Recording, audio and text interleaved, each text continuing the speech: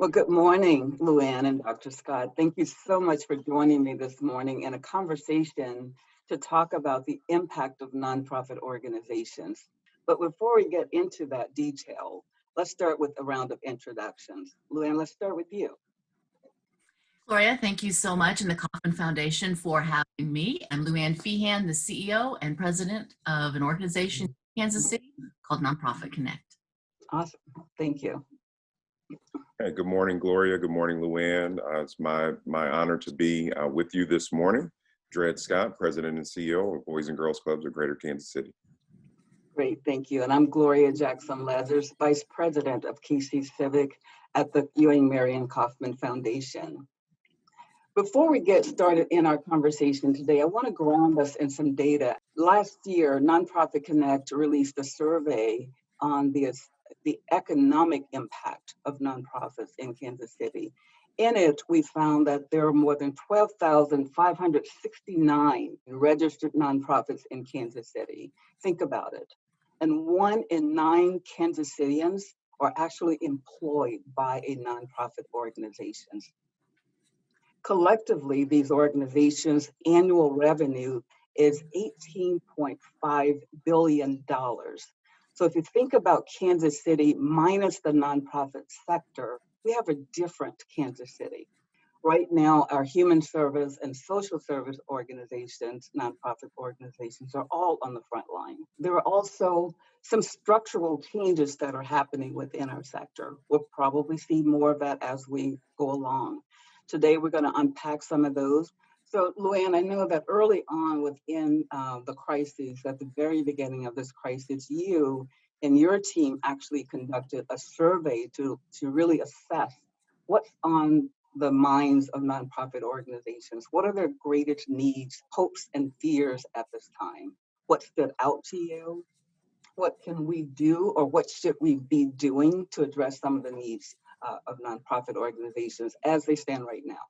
There's no doubt that the nonprofit sector has been hit really hard, and not only being hit hard, but as you mentioned, at the front line of so much of this with healthcare and food insecurity and daycare and family living centers. I mean, every area of the nonprofit sector has really had a great impact. Our survey indicated that 80% of our organizations will see an immediate and have received an immediate decrease in their revenues. And average revenue loss so far is 30%. And granted, some organizations are seeing losses larger than that, and others maybe not as large, but the average is right at 30%. Dred, any follow-on thoughts to Luann's findings with the survey? Yeah, I agree with Luann that this pandemic has really brought to light, I think, challenges that we as NPOs face on a daily basis. I mean, it really has shined a spotlight on the ability to effectively fundraise. And I think we all know, as part of this conversation, that the model around resource development has been shifting, and it's been shifting for a long time. I really appreciate the Kansas City community and the way it stepped up in response to the COVID crisis in developing the COVID Relief Fund that's held at the Community Foundation. That fund has been probably the lifeline for many volatile nonprofit organizations at this time. You know, last I checked, they had dispersed more than $8 million to about 109 different nonprofit organizations. And while I don't know the details of each of those grants, I suspect that nonprofit organizations are beginning to ask more questions and, to include the technology and their true needs in their budgets. And so sometimes it is incumbent on the nonprofit to really just say what you need. Well, I'll weigh in first, and then Luann can fill in all the gaps. I think what we tried to do under my watch is assess our technology needs and resources across the organization. Of course, we work with youth ages 5 to 18 across the Kansas City Metro, and so technology is a major pillar of our programming and the support that we want to provide to the youth that we serve. but there's also an infrastructure component, right, Gloria? Right. So we have to be able to operate. We're a business, and within that business, we have to be able to communicate effectively. We have to be able to, access information in a timely fashion. We need to be able to process information in a timely fashion as well. It's a challenging proposal for funders to support because it's not one of those sexy items, right? It's something that it goes unseen and it's behind the curtain, but it's vital nonetheless. And I understand that there is sometimes an innate fear to put too much into the budget. For fear, if you're over asking, you're being greedy, all those things, I've heard it all. But I think in order to have a really sound budget and have a chance at getting the support that you need to run an effective organization, you have to just be really honest in terms of what you need. All a funder can do is assess and determine whether or not we'll support it. And it plays out in a number of ways, Gloria. I think, as nonprofits, when it comes to seeking resources and seeking funds, we do this delicate dance when we're speaking with a funder or a supporter. We want to show and demonstrate all of the good that is happening in our organization and the great impact that we're having. And if you're not careful, you can very easily paint this picture of the world through rose-tinted glasses. And I think that that's somewhat unfair to those that are investing in your overall mission.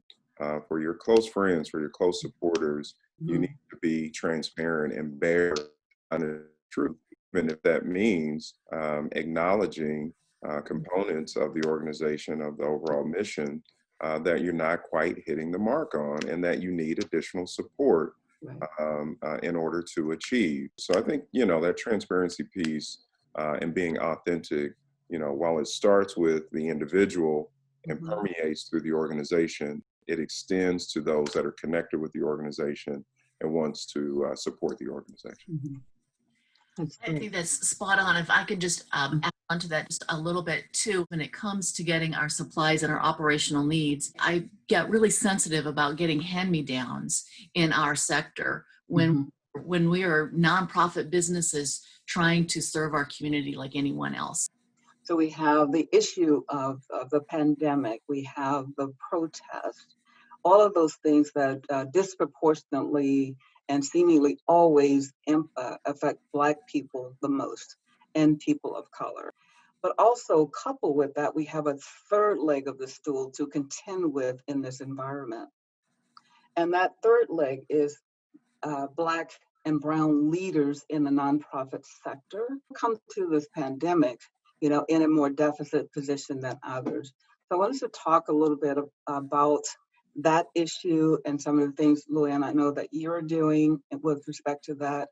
Yeah, well, I'll start off by saying that I've seen it firsthand, Gloria, and it's really disheartening. I've seen it firsthand with executive directors that are working really hard to make their organizations blossom and to serve the people that they're working to serve. I think the pandemic makes it even harder, unfortunately, for people of color and specifically Black and brown people to get the funding that they need.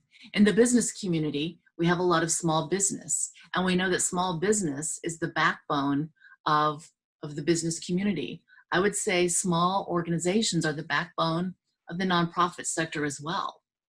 And we have so many organizations that are small, that are being led by leaders of color, that are not getting the same opportunities, they're not getting the same doors opened, and they are not getting the same funding that other organizations are achieving.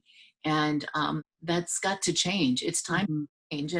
And I want to remain hopeful that there is an awakening in our sector and the funding community specifically that will help change that. Yeah, so I'll add, and really great comments. I agree with everything that Luann said. I would say, I think there's a need for some honest, open dialogue about this issue. We need to have more conversations like this, including the major foundations and funders across the metro, just to peel back the curtain to look at the very real circumstance that we have within our community when it comes to race and the impact of, you know, that black and brown people feel in general. And then we can start talking about leadership and representation and fair access to resources. I think locally, when you talk about the relief funds that have been established, which is great, and I love Kansas City and the philanthropic spirit that we have here, I think is tremendous. I'm very appreciative to be able to work in this great city that I call home. But even with relief funds, if we're not careful, the more well-known, the more prominent organizations are able to access larger portions of those resources, leaving those smaller organizations, many times being led by people of color, without access. So, Luann, I want to turn to you. You know, we mentioned that a couple of times, and that seems to be sort of a theme today in terms of, you know, who's out front, who's helping to really carry the water in this time of crises. And nonprofit leaders, nonprofit workers are certainly among those frontline workers. But I'm also understanding that many of them also have, you know, the same trauma or suffer the same trauma as other frontline workers as they go about their work day to day. Can you talk a little bit about that traumatic experience some nonprofit workers are having right now? There is a spike in this in community and probably across the country, right? Because you're absolutely right. Nonprofits are at the front line of this.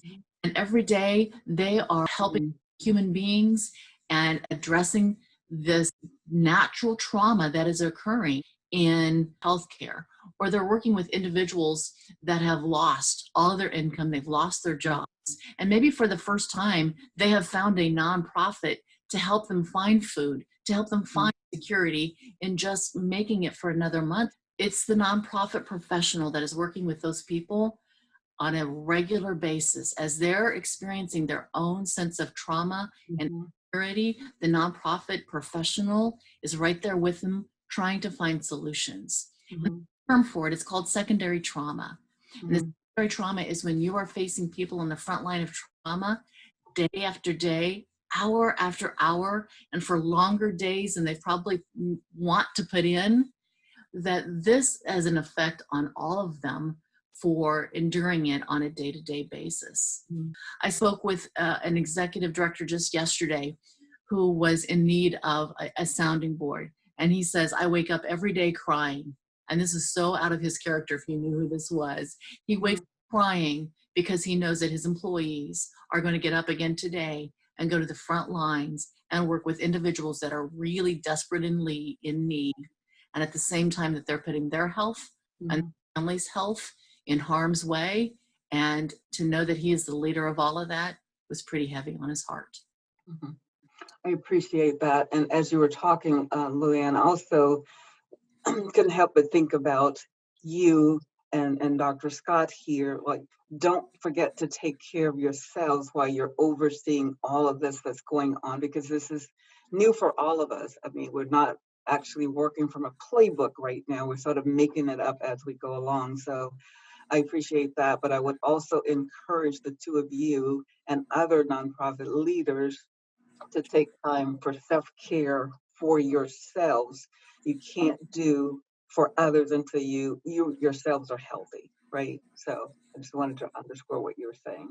Thank you so much for that. So if I could add to Luann's great comments about secondary trauma, her comments were really around the impact of the pandemic and the very real fears and anxiety that individuals that are working for nonprofits are facing when they're working on the front lines. And I appreciate that. I've seen that play out in my organization as well. I mean, there are very real fears out there.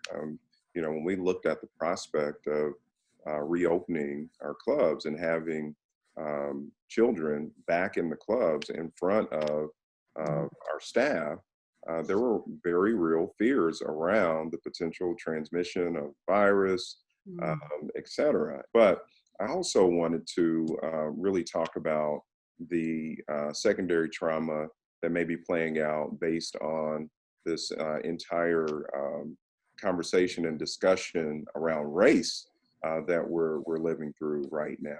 I will tell you that, you know, when you look at nonprofits, I'll speak for mine specifically, the majority of those that I employ live in the communities that we work in.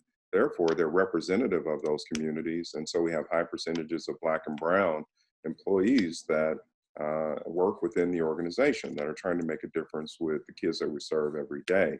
Well, they have their own life experiences. They have their own situations and stories of, you know, interactions with police officers, some good, some bad, their own interactions and confrontations with racism and disparities. And so when situations and uprisings occur where we start to see kind of a national focus on these very real issues that have been a part of our country since its inception, that begins to manifest some of the trauma that those staff members have experienced and are trying to deal with themselves.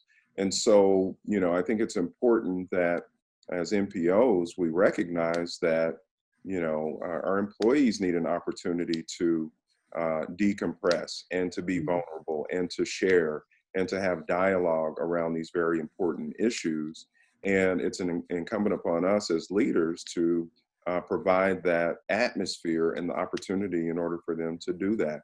I've heard a call for that even within my own organization. They want to know what we stand for as an organization, what we support, what we commit to doing in order to bring about positive change. And they want to know that they are safe enough to express their concerns, their emotions in a way that we hope is constructive, but acknowledges that they have very real feelings as well. So when we talk about that secondary trauma, very much related to the pandemic and all of the fears and anxiety related to that.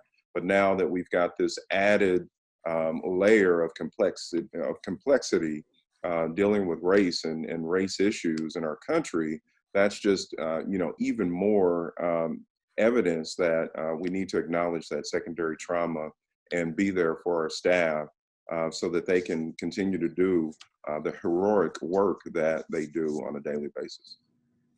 Awesome. Thank you, Dred. I think this is just the first step to have a community conversation about some of the issues that we're each facing during this pandemic. And I think that if we don't take this opportunity to reassess and rethink some of the work we're doing, how we're doing it as well, would be an opportunity missed. And so any other thoughts that you might have that we want to share before we start to wind down today?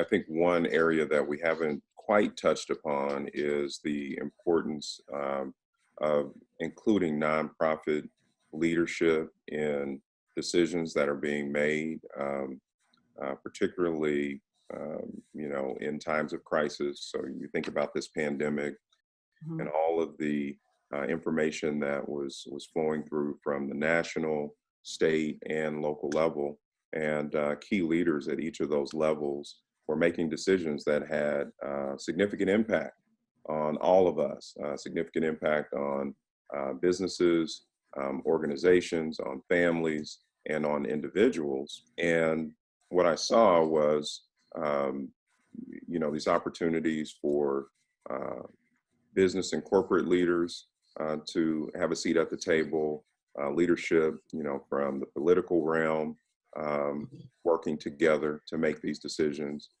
What I didn't see represented to a significant degree is the leadership from the nonprofit sector to have a voice, have a seat at the table to influence some of the decisions that were being made. So let me give you a specific example. Right now, as the COVID-19 virus is hopefully subsiding a bit and people are looking at the prospect of returning to work, all of a sudden, there's been this conversation around the need for childcare, the gap in providing safe and constructive places for young people to be as the parents return to work, especially when schools, traditional schools, are closed.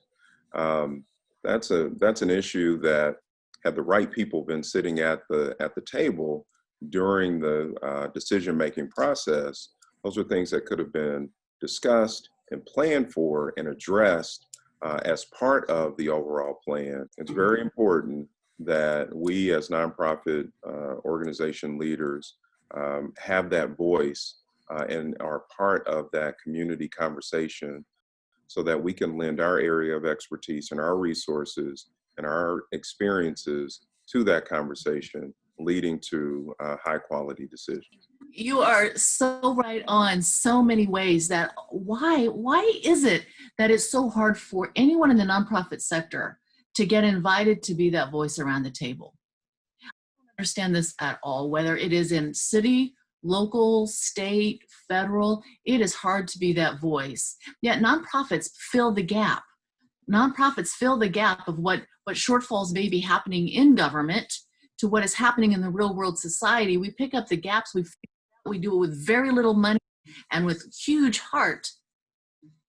We're working lean, mean machines, but don't ever, I shouldn't say ever, we hardly ever get asked to sit around the table of the business community or whatever the city is deciding on how it affects our community. And I certainly hope that in this era that we're in right now, I hope that there is enough momentum. I hope that there is an awakening.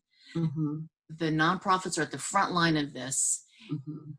We are doing everything that we can and making a difference. And we need to be recognized for that. And we need to be heard and included in those conversations.